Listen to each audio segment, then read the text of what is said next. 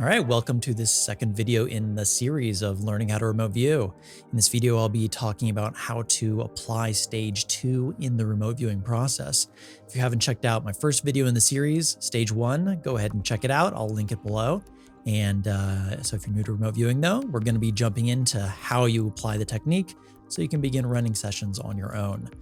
So in this particular video, we are going to start with stage 2. And stage 2 is after you've already connected with the site. And so you've already, I like to say, shaken hands with the site and you're ready to move on. You've got an ideogram, you have a general feeling of what's at the site, and you also have a gestalt. So what's next? Well, what's next is you need to now change your perception towards whatever data is going to be coming in spontaneously. And here's how you do that. So stage 2, I like to begin on a new blank sheet of paper. I find it's just easier to keep things organized. I always like to also do some basic housekeeping stuff, write the page number at the top. So this would be page 2. And sometimes I'll even write stage 2, just S2 for short at the top, just so I know exactly what's on the page. So how do you begin this? Well, what you're going to be doing is you're going to be going through a series of categories and listening. I like to use the word listening, but you're going to be putting your perception inward and seeing what spontaneous descriptive data arises in your mind.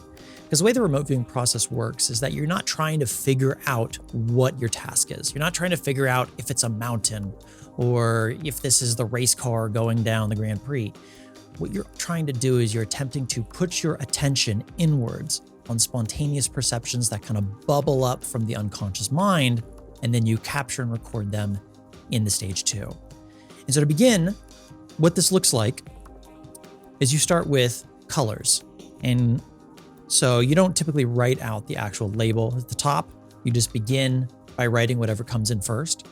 And so by starting with colors, it would look something like this. Take the tip of my pen, place it on the page, and now I'm listening. Okay, what spontaneous colors, any color, doesn't matter what it is, arise in my mind. And as soon as something comes in, I don't want to question it. I just want to write it down and then move on to the next. So here's the pen to the page. I get blue, so I write down blue. Again, I'm just kind of listening. Whatever spontaneously wants to arise. Red, green, patterned, translucent.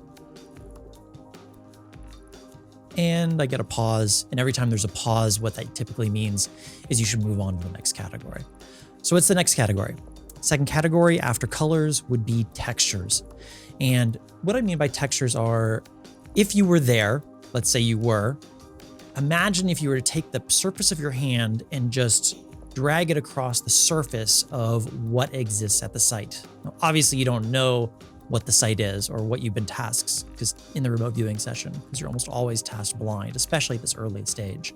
But that's the type of descriptive data that you're looking for, is that if you were there and you were placing your hand on the surface of things there, what would you be perceiving and what arises spontaneously in your mind? And so it might look something like, well, the idea of hard arose in my mind, so I'm going to write it down and capture it.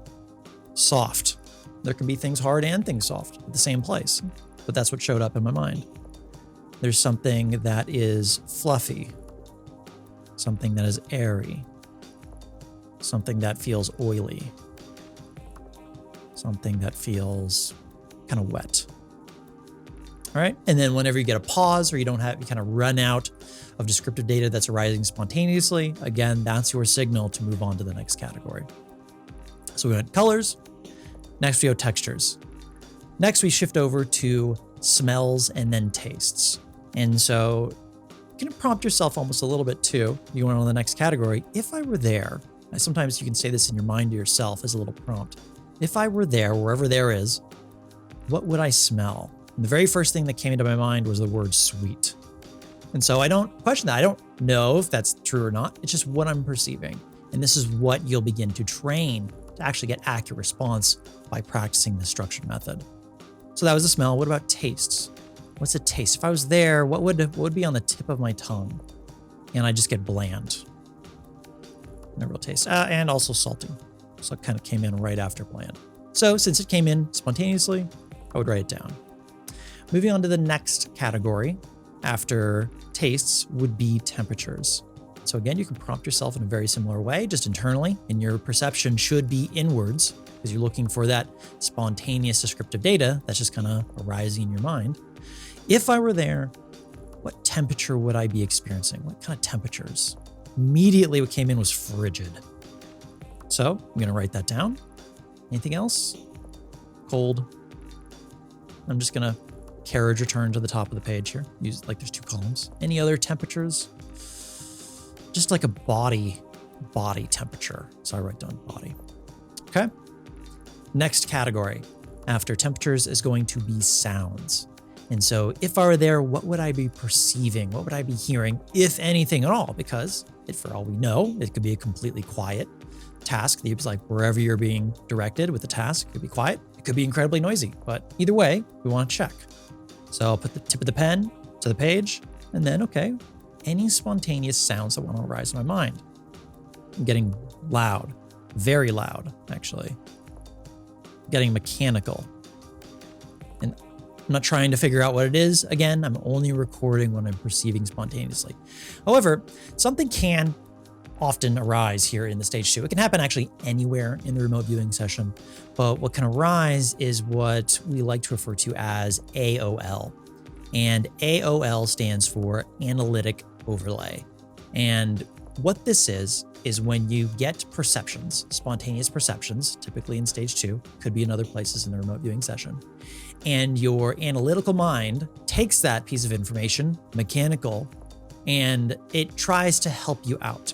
It tries to go, oh, I know mechanical things. Let me pattern match a bunch of different things for you. Cars and trains and that motorcycle that just drove by on the street. Oh, these are all wonderful things. See, that matches mechanical.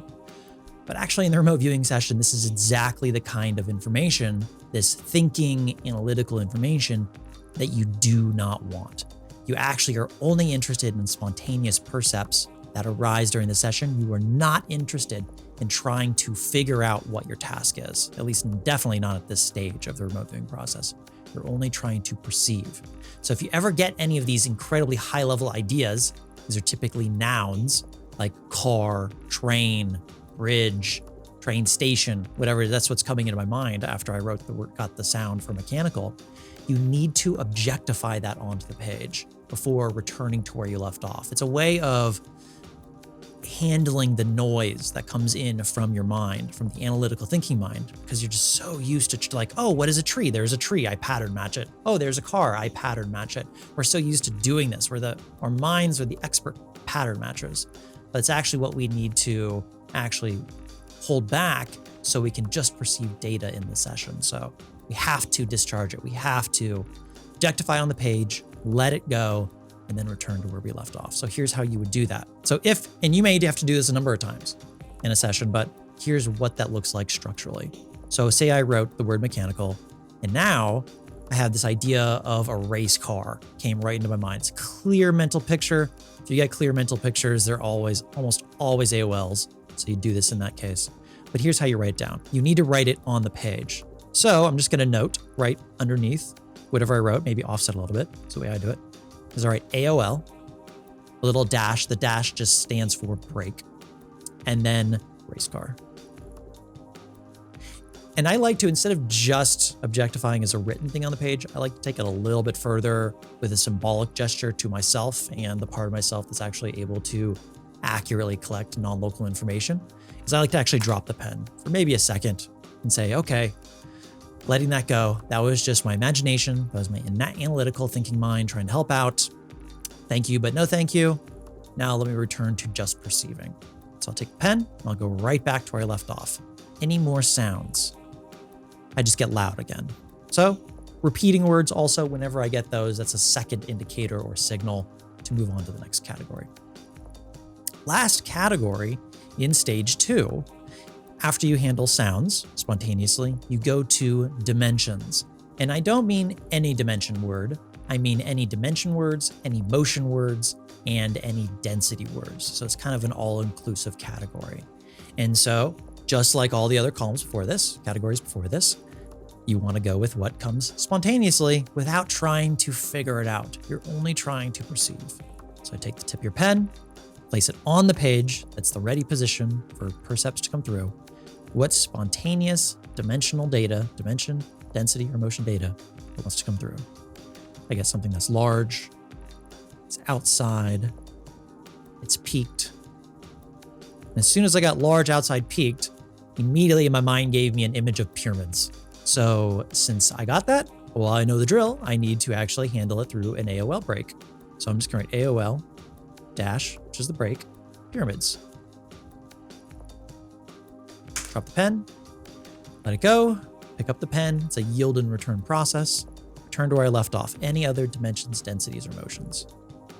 Just get large again, but I'm just gonna, I know it repeated. I'm just gonna try and get a couple more. Something that's also round, it's oblong, inside. It's stationary. And still. Okay, that's all I got. Very last step of stage 2 is what we refer to as an aesthetic impact, or an AI for short. We do that right at the very end of the stage 2. So it's right AI dash, so it's an AI break. And what aesthetic impact refers to is it refers to how you would feel if you were there physically at the site. Like what's the impact, the aesthetic impact of whatever the task is that you've been assigned. What does that impact on you? And usually this is like an emotional reaction. We're not looking for textural feelings here. We're looking for aesthetic or emotional feelings here. And so it's your emotion though, not any emotion that's at the site. So how do you get this? Well, I mean, you don't know what the task is, so it's not an analytical thing we're doing here. What we're actually asking is to generate a spontaneous response to the question, how would I feel if I was there? So ready, position, pen on the page, ask yourself the question. In this case, I'll go, okay, how would I feel if I was physically present? And I just get the idea of happy. One word is usually enough. I just get happy. This is what popped right into my mind. And so I trust that and I keep moving forward and I write it down. And so that is what stage 2 of the remote viewing process looks like. You start with colors, then you move on to textures, any spontaneous data that comes through, then on to smells, tastes, temperatures, sounds. Make sure you handle any AOLs that come up throughout the session, declare them, return to where you left off. And then you go to dimensional data, dimensions, densities, and motions. Large, outside peaks, large, round, oblong, inside, stationary, still, things like that. And you wrap it up by just checking the impact that you would have if you were physically there. And the reason why you do that was there's a number of reasons, but really you don't want to go into the next stage of the site, which is drawings in stage 3 and sketches. If you have an emotional overlay kind of in your lens, in your purview, you want to declare any emotions that might be present so that it doesn't color the data that comes next. So it's kind of like a little double check. It's not actually data at the site, it's just your perception of the site as it comes through spontaneously. So you just want to declare it, let it go, and then move on to stage 3, which will be in the next video. So I hope you found this instructional remote viewing video valuable. I'll be continuing to record more of these for everyone here on my YouTube channel and also my private Facebook group. If you're interested in applying remote viewing as a group, I do have a private Facebook group, which is Remote Viewing Financial Markets with Brett Stewart. It is private, but you can definitely apply to sign up. There's over 150 people already have joined, but it's where I have weekly live streams, practice sessions, group discussions, things like that. So if applying remote viewing in that particular manner interests you, definitely check it out. Provide links below, and I'll see you in the next video. All right, take care.